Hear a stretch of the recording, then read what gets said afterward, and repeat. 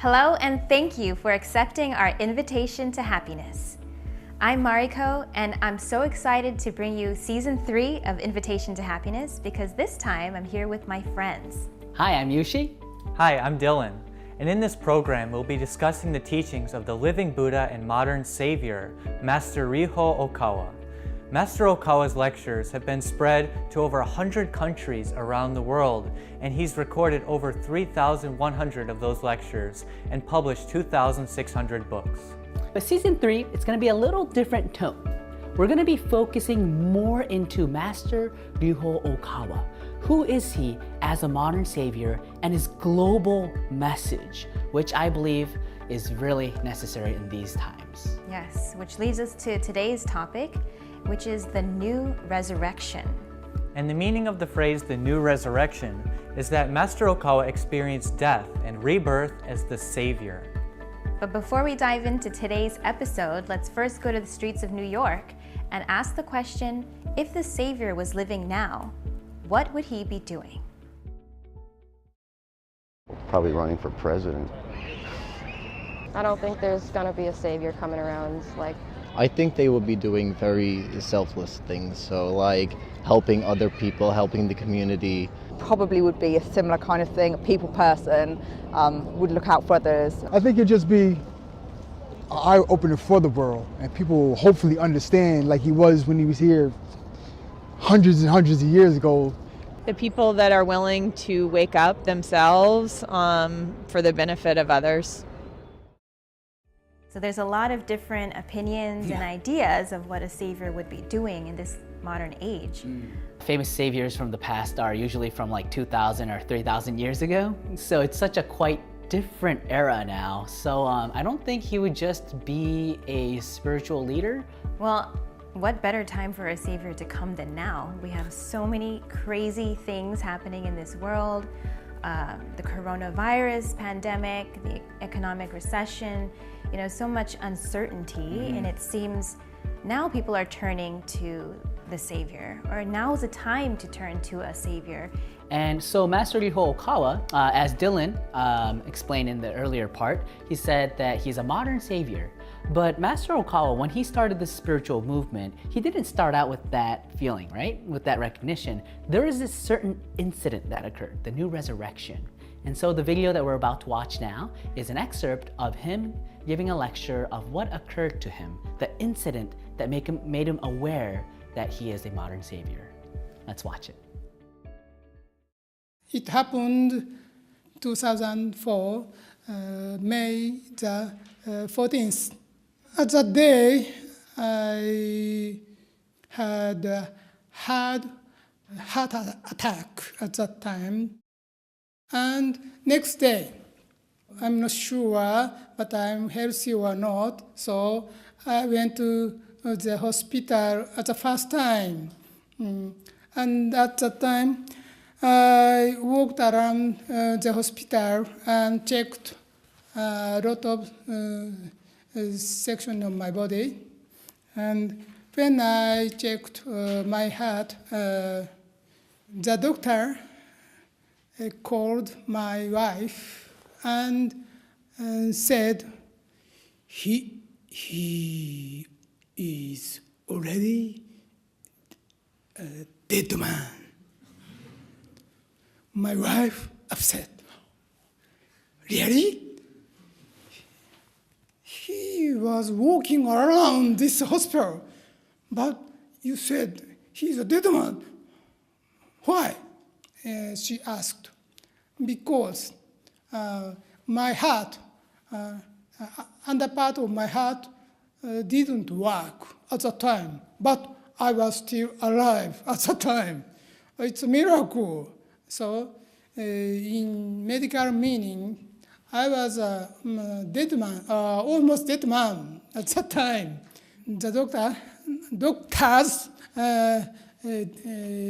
declared I'm almost dead. It's a miracle. We can't believe this fact. He must die tonight, they said. At the time, I was shocked.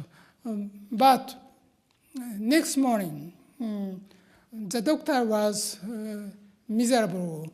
I was still alive, and I was writing a letter to my children at that time.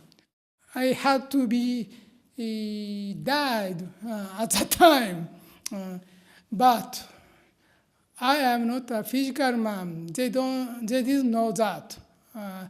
I was a mission itself, so I couldn't die. The pain was as if a crow was digging its claws into my heart and clutching it tightly on my car ride home. At the time, I asked my secretary to play the CD of the Dharma of the Right Mind in the car. And when I got home, I was walked to my room and slept for 30 minutes with the CD playing in the background. Then I started feeling better, like I was okay to go. The following day, on a Saturday morning, I somehow felt that I should get a physical exam done as soon as possible. I hadn't experienced any problems with my body, but I just simply felt, let's just go for my checkup today instead of Monday. And so I went. The doctor put me on the bed and took an x-ray of my upper body. As he showed me the image, he said, "Do you see the white space covering your heart and lungs? Do you know what that cloudiness indicates? It's all fluid. Your chest from the heart to the lungs is overflowing with fluid." He continued saying, if you look at the lower part of your heart, you can see that the large amount of liquid has stopped your heart from contracting. It means there's no blood flowing in. Do you know what it means when blood stops flowing? It means that your condition is equal to a dead person. I was nodding along as I listened, but I was completely lost about what was going on. I was conscious, but apparently my blood wasn't flowing. In any case, after the doctors saw the results from all the tests they did, they said to me, "It is impossible for a normal person to be alive in the condition that you're in." I had no idea what they were saying. That's because I was perfectly fine until the day before. It is true I experienced some sensations that resembled a crow digging its claws into me and clutching my heart. But as soon as I started listening to the Dharma of the Right Mind CD, the sensation disappeared, so I thought I was cured. Doctors were confident that the sensation of claws digging into my heart and clutching it tightly was due to a myocardial infarction. They also believed I should have been dead when I was walking around my garden on the previous day. Such assumptions are hard to believe, but the doctors insisted. You had a heart attack, so it's impossible for you to be alive today. It did not make sense to me because I had walked to the dining room by myself to have lunch and dinner after it happened. But medically speaking, I should have collapsed and died right then. Every time I pray the Dharma of the Right Mind, it helps me a lot. And I think that's how I become more and more close to Happy Science and Master's teachings. One time, my little brother, he was a newborn, and he was, sick, and the doctor told my mom to give him some medication when he got fever. So my mom, she gave the medication, and like 20-30 minutes later, he was not responding. At that time, my mom, she called me and she said, "We need to do something." And she said, "Well, we should pray." And I was like, "Mom, I think maybe we should take him to the hospital, because he's not breathing." And then she's like, "Well, I don't want to take him right now to the hospital because they're going to do a lot of testings." And we start praying the Dharma of the Right Mind over and over.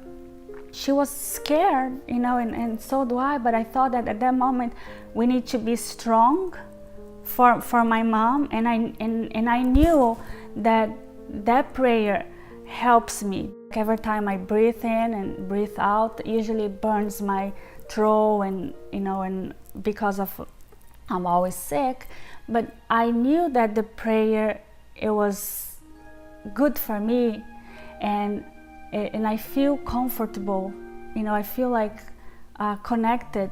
So at that time I was like, if it helps me, it will help my little brother as well. So then we start praying, and we are watching him, and we start praying like, non-stop. After a while, he was start, responding, and he start like, crying a little bit, and then we felt that, he was getting better. And so she has faith that he would be better if we do the prayer. So at that time I realized that, this prayer is very powerful, and we are in the right track. Like, we found a religion that can save us. First off, I'm just so astonished to the fact that there is a man who is living while his heart stopped beating. And then, so you go to the top-notch, like, a first-class hospital in Tokyo, and a very famous, prominent doctor was there. I believe he wrote 300 books before his death, and after his death, over 2,300 books. So just astonishing. One of our members, Fabia, she was explaining this sutra, the true words spoken by Buddha. Such a powerful sutra. Yeah, that sutra, it's really powerful. I've been reciting it every day since it came out, the day it came out, and it's really made me so happy. Really energizes you, right? Right, definitely. All right, so next video clip, the reason why Master Ryuho Okawa, why didn't he die? He used the power of his mind, which we'll be learning in the next clip. Let's watch it. Even the doctor said, you are a dead man. I didn't believe that I can arrive, I can work again, I can do everything. So this is the truth. So I sometimes say to you that your mind is very important. Your body is a secondary one. Your mind is first. Mind makes your body. So your body doesn't control your mind. You should be the controller of your mind. You can control your mind 100%. In every circumstances, you can be king of your own kingdom. So believe me, this is the truth. I strongly believed that my mind is the controller of my body. Even when there were changes or problems to my physical body, I believed strongly that my mind is the controller. My mind is the ruler of my body. The power of my mind was much stronger. If a modern savior is here now, one of his most important messages would be, you're not a physical being. What you think is who you are. And he's not just a self-help author, right? He's not just teaching us affirmations, but he actually practiced it himself. But also that teeny bit of resurrection we can have ourselves, and through really believing the mind over the body. It defies science, it defies common sense, and I think that's the challenge of our times right now. And so the next video we'll be watching is Master recollecting his memory, what he felt that night when he was told that he's a dead man, he might die the next day. And after that, we'll be watching a testimony of one of our members of knowing what happened to Master Okawa. So let's watch it. I think before I fell seriously ill in 2004, I gave around 900 lectures. and published 300 books. But now it's becoming clear that I will have given 3,000 lectures by the year's end, 2019. That means that I have given over 2,000 lectures since falling ill. I have also given 130 or so lectures in English, and continue to carry out a multitude of other projects. In short, a man who was told, "You are a dead man," later published over 2,200 books, including translations. The impossible happened, and that is for sure. I had already been interacting with spirits from the world after death for over 20 years. It's part of my job in publishing their messages.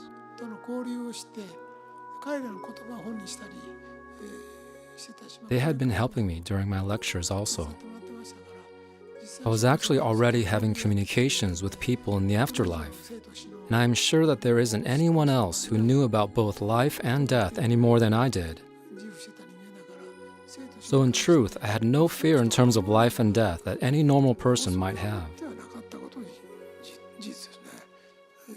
Usually people think that death is the ultimate end and may feel like that is the end of the world. To me, death is not a distant world, but more like a world right outside my window. As soon as I opened the window, it would take me straight into the afterlife. This is the kind of life I've been living. So it would be embarrassing if I feared death. I told myself I'm ready to die any time. It could be 1 year later, 3 years later, or even 5 years later. And each and every day, I was ready to reset my life. Like so, I was living so that I was ready to die at any moment. So at this point, I cannot say confidently that I was able to see my future.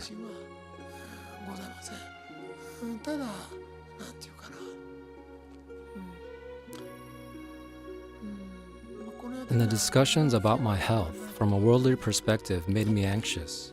Either way, I told myself I'll live by the motto, today is my whole life. And of course, die for the truth. I believed that I was given another life and I wanted to do as much as I could. This may have looked like I was suicidal, or this willingness to die could have been what kept me alive. But the more I pushed myself with the willingness to die, the stronger my body became. This is strange indeed. I was surprised how far I kept going. Cannot fully explain it, but during that lonesome night, I was thinking about the whole city, the whole world, and various other things.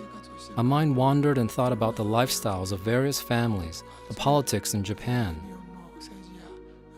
the mass media, education, and also the people living all around the world. People in countries where there are risks of war and so on. I had thought that the work that I had done was the extent of what I could do.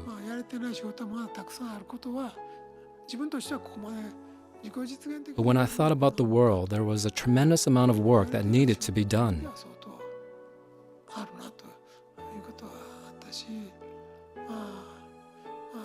I thought, if I truly believe that I am El Cantare, then I need to accomplish more than what Buddha and Jesus did. I felt that maybe I had not done as much yet, and that I needed to level up my work. I still feel this way today. I felt like I had lived a few lives in this lifetime already. But since I am rarely born into this world, I decided I should live as voraciously as I could now that I was here. I made up my mind to become a savior from Buddha. I was a Buddha, and I'm now a real Buddha. But I need to be a savior. This whole world, universe, gave me another life and told me I have remaining mission. Please spread these lectures to all over the world. This is my desire and my work and my mission. So I made up my mind to lay down my life. So I want to go abroad and spread this lecture to the end of this life. So even just watching the movie the first time, I was so touched and so blown away. But to learn the real story of what happened to Master, it takes me to a place that I feel is like beyond the most sacred imagination we could have, you know? Like for instance, like we think of Jesus on the cross, right? And resurrecting. Like to have Master have his own heart, have his heart stop, like not beating at all, and to completely live through that. It's beyond like imagination. And Master's actually living it. I could feel just the power of wanting to live your life for others. And I'm just trying to understand more and more, like the depth of Master's life. He decided to die for the truth. And then he started to think about the world. And then when he did that, I felt like that's when the mission really began. So the last part of today's episode, we will be watching an excerpt from the lecture, Be Positive, the one he gave in Hawaii. It was his very first lecture that he gave to, in a way, proclaim that he is a modern savior, or Alcantara is the modern savior. And I want you to feel the vibrations of his words. Let's watch it. I sent Gautama Buddha 2,500 years ago, and I sent Jesus Christ 2,000 years ago, and I sent Muhammad 1,400 years ago. And it was written in the law of the sun. The very difficult but very important and very crucial contents are written in these words. I am just a storyteller or liar or a savior. You must choose one. Conclusion, one. Storyteller or liar or a savior. I must be, I want to be, I desire to be the third one. Because I love everybody. I came here on earth to love everybody. You all loved me, have been loved me more than 1,000 years. So I came here. You have many sufferings, but be strong,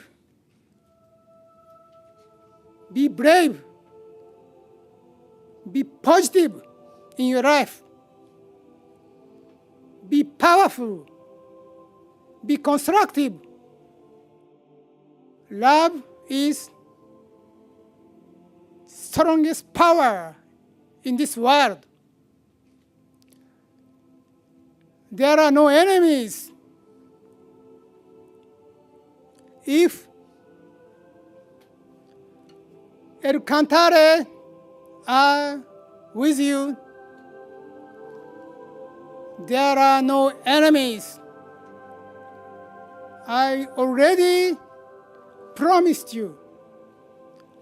I'm with you every day, everywhere from now on. So believe in me and my teachings. This lecture in Hawaii, it was the first lecture he gave since overseas since he experienced his death. So he went to Hawaii fully knowing that he could be dying anytime. If you want to watch the full video of the lectures that we saw today, you can watch it at our temple. So please come by our temple and to watch a full video and just feel the words of a modern savior in this 21st century. So we truly hope to see you very soon here at New York Temple. If you would like to learn more about Okawa and the teachings of happy science, visit invitationtohappiness.org or call us at 929-323-4737. Here at New York Temple, you'll find all of Okawa's publications and video lectures. We are here to support you in building a bright future. Come join us for weekly Sunday workshops and weekday guided meditations. Also, please find us on Facebook and YouTube by searching Happy Science New York.